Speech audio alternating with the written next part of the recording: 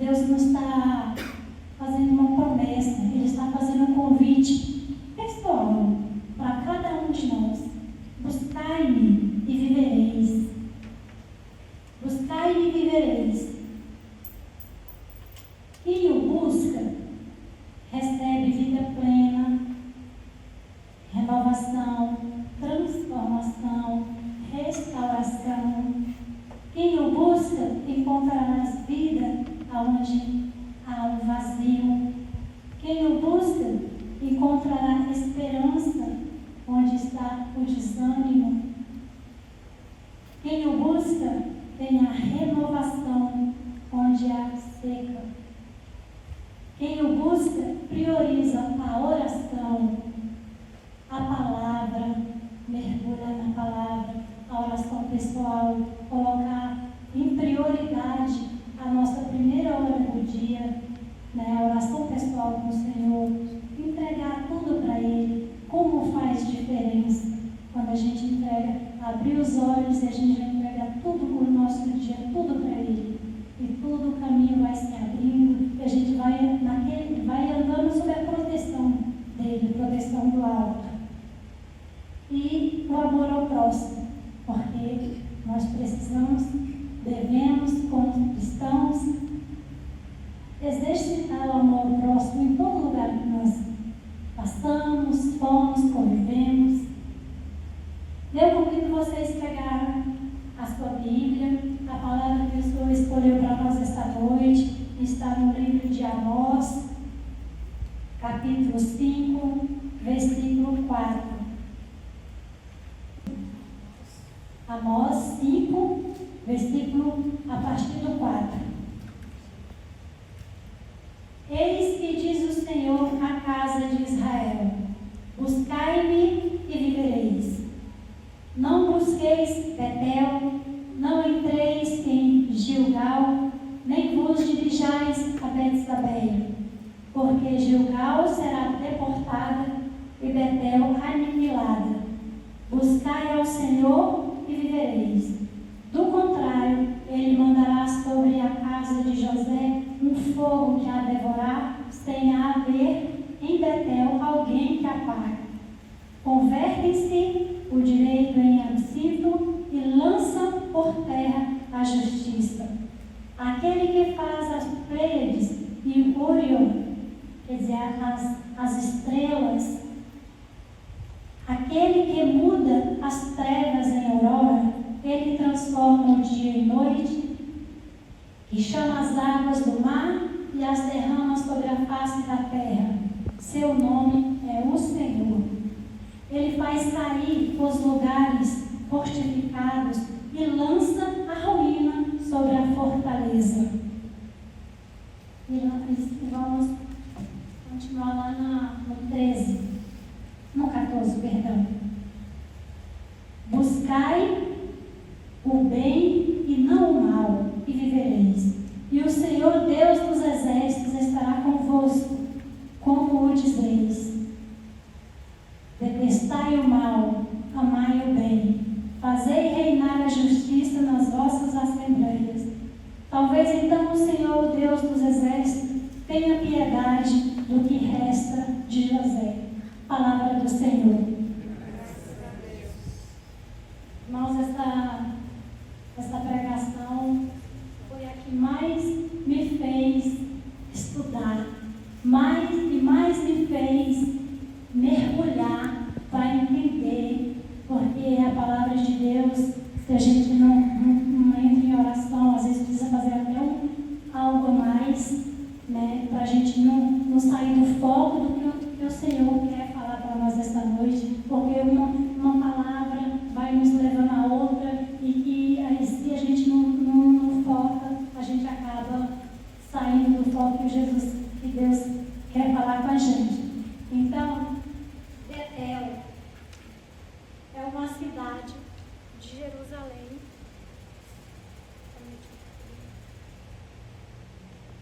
Não busqueis Betel.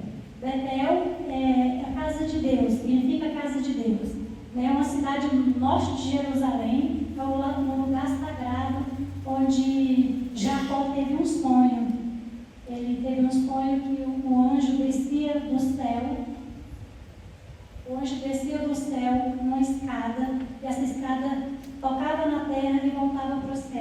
E ele ouviu a voz do Senhor que falava: eu sou o Senhor, Deus de Abraão e de Isaac. Então ele foi um espírito, ele teve ali naquele lugar, que fosse um lugar sagrado, um lugar de oração, antes chamado Porta do Céu, onde havia peregrinação para ficar em oração ali, porque sentia uma intimidade grande por ser um lugar sagrado, por um anjo descido ali, por Deus ter falado com Jacó ali. Isso está lá em Gênesis 28:10, com mais detalhes. Depois de um tempo, o rei Jeroboão, que foi também escolhido por Deus, ele desobedeceu e levou Israel à idolatria. Então, aquele lugar que era sagrado, que era de oração, que era a porta do céu, ele foi corrompido pela idolatria, pelas coisas do mundo, por um rei que Deus escolheu, mas ele desobedeceu e destruiu. Eles reuniam lá, mas não para adorar o Senhor, era para coisas pessoais, coisas do mundo. E Gilgal foi um lugar de aliança, de consagração e de gratidão a Deus, que depois também virou símbolo de religiosidade vazia e idolatria. Então, foram se perdendo. Em Betel, Jeroboão, ele fez, além da desobediência, ele fez 2 bezerros de ouro, colocou um no lugar sagrado e colocou o outro lá em Dan. Dan é uma tribo que Raquel era esposa de Jacó, e ela queria muito ter um filho, mas ela não podia, ela cobrava muito isso de Jacó. Jacó falou assim: quem pode dar o filho é Deus, você é estéril, não pode ser mãe. E isso foi muito sofrido para ela. Ela orava muito de joelho e pediu para Deus um filho para Jacó. E ele teve um filho com a serva dela, que chama Dan. E essa Dan levou o nome de juiz, de justiça, e formou tribos, e essa tribo foi lá para o sul de Israel. E lá teve um povoado muito grande. E Jeroboão colocou um bezerro de ouro lá também. Era para aquele povo vir adorar, e ele deu o controle do norte ao sul de Jerusalém, de Israel, para dominar. E em Gilgal também não foi diferente, teve essa ingratidão, essa idolatria vazia que está lá em Josué, que narra tudo com detalhes. E Bet-Zadeia, que ficava no extremo sul de Israel. Foi Abraão e Isaac que fez uma aliança com Abimeleque, que também está narrado lá em Gênesis 21:3, que é uma história bem interessante, mas está lá para quem quiser depois conhecer. E aí, por causa de tudo que aconteceu com Abraão e Abimeleque, eles fizeram uma aliança também. Eles fizeram um juramento de toda coisa errada, e ali ficou selado. Naquele lugar ali ficou também sendo um lugar de adoração, de oração. Infelizmente, depois, mais tarde, também foi corrompido. Também foi tirado a graça, virou adoração vazia. E Deus chamou Amós. Amós era um pastor, um agricultor simples da região rural de Israel. Ele não era sacerdote e não tinha posição importante na comunidade, mas Deus escolheu ele e mandou ele lá para esses lugares, lá no reino norte de Israel, com a missão de exortar o povo de Israel a voltar-se para Deus, a viver momentos, e lá eles estavam vivendo momentos de prosperidade.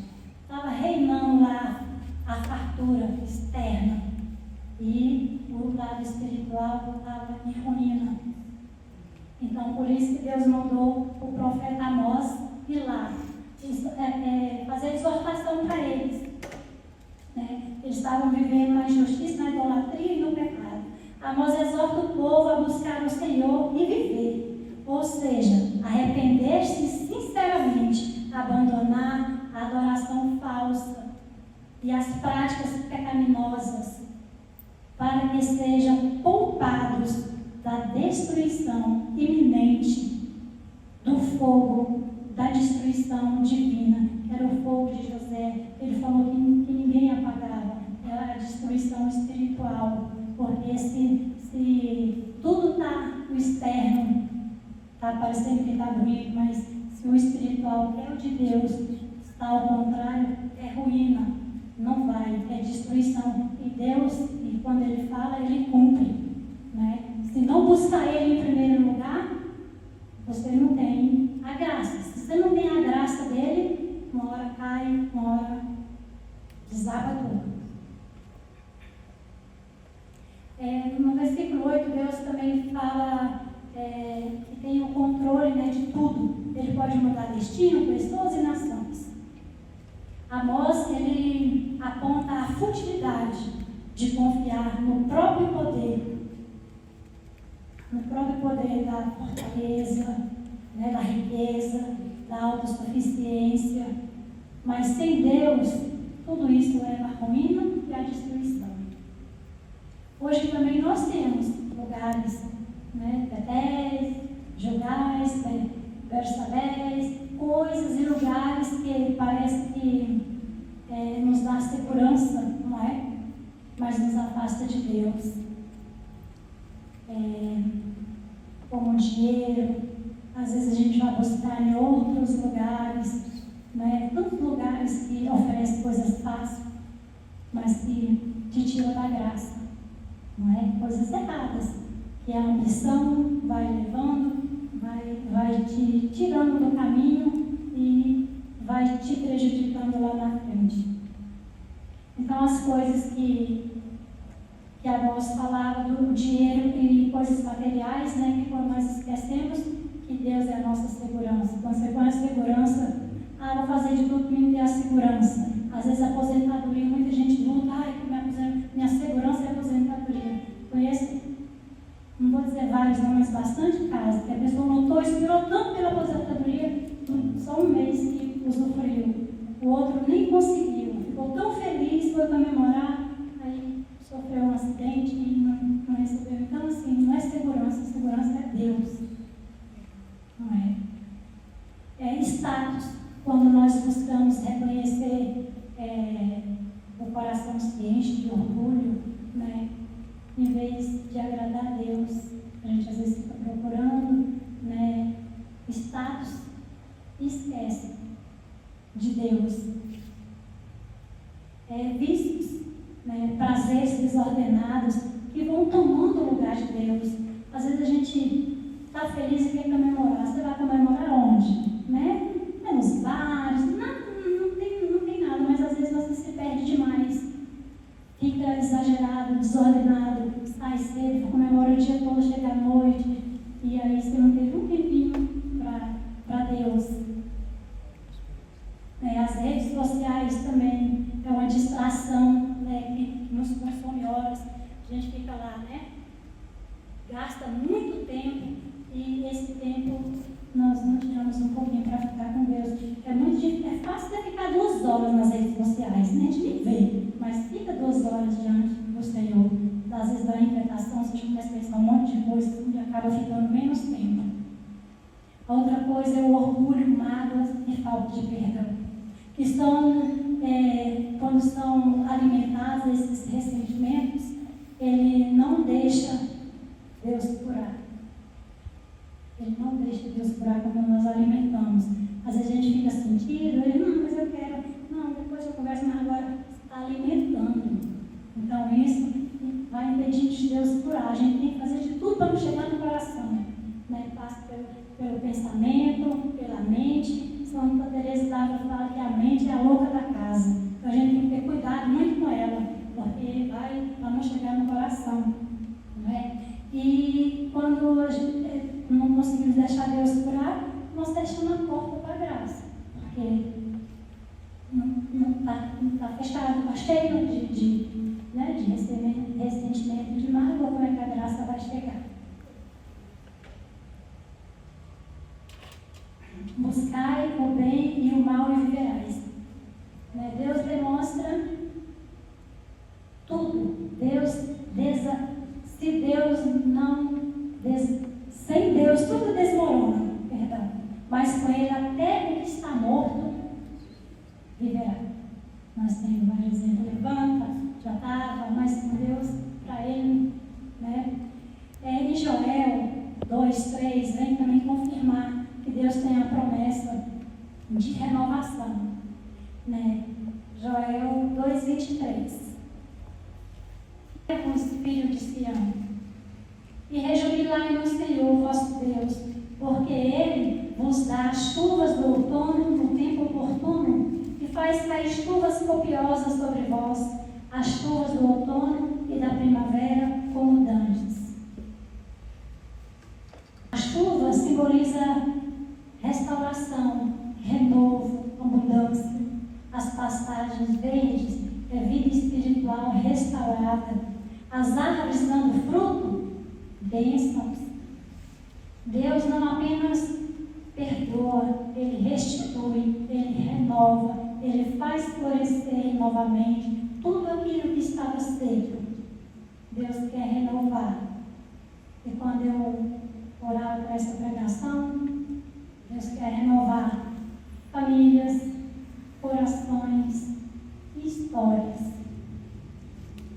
Mas nós precisamos abandonar os ídolos, né? Os ídolos modernos, que já foi falado aí, né? Celular, coisas, lugares, que nos distanciam de Deus.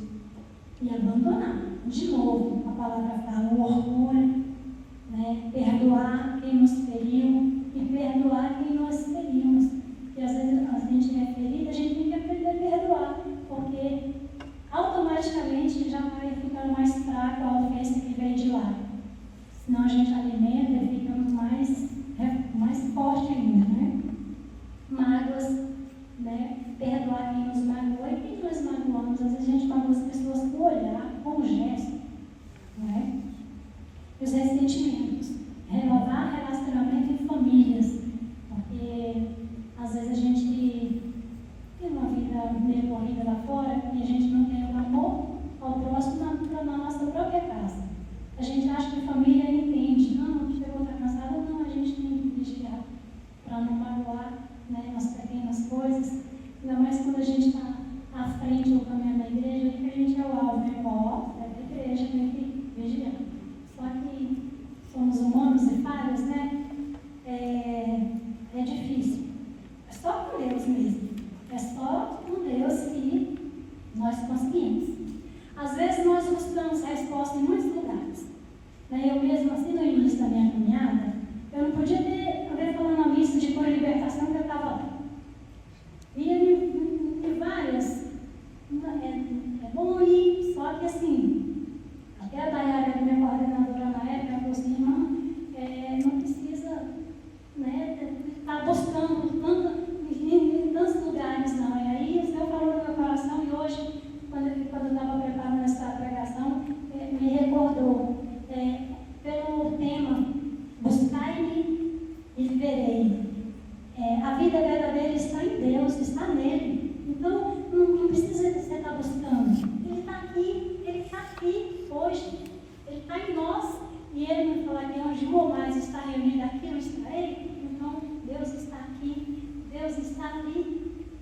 Né? Deus está na confissão. Quando a gente vai confessar, a pessoa me diz, Padre, através de Jesus nos perdoa. Ele está aqui na Eucaristia. Toda Santa Missa, o alimento que nutre a nossa alma. Né? Ele está no nosso coração, que é o órgão principal do nosso ser, que é o coração. Os olhos podem não funcionar, os ouvidos podem não funcionar, você não pode falar, você não pode andar, fica parado no coração, está bem funcionando. Por isso que é o lugar que a gente mais fala, que Deus fala, que é o sacrário